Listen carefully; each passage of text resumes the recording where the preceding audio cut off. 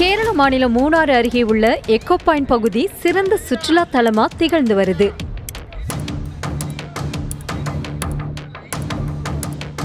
ஏராளமான சுற்றுலா பயணிகள் வந்து இங்குள்ள இயற்கை அழகை ரசிப்பது வழக்கம். ஆனால் யாரும் எதிர்பாராத நேரத்துல வனப்பகுதியிலிருந்து எக்கோ பாயிண்ட் பகுதிக்கு திடீரென என்ட்ரி கொடுத்தது படையப்பா என்ற காட்டு யானை.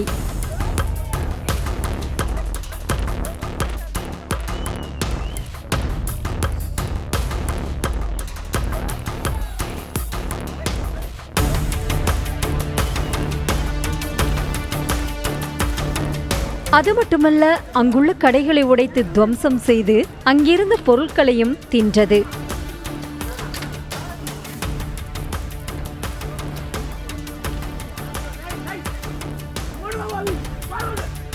இதனை கண்ட அப்பகுதி மக்கள் கூச்சலிட்டதால் மேலும் ஆவேசமடைந்த படையப்பா யானை சாலையில் சென்றதால் பொதுமக்கள் மற்றும் சுற்றுலா பயணிகள் மிகுந்த அச்சமடைந்தனர்.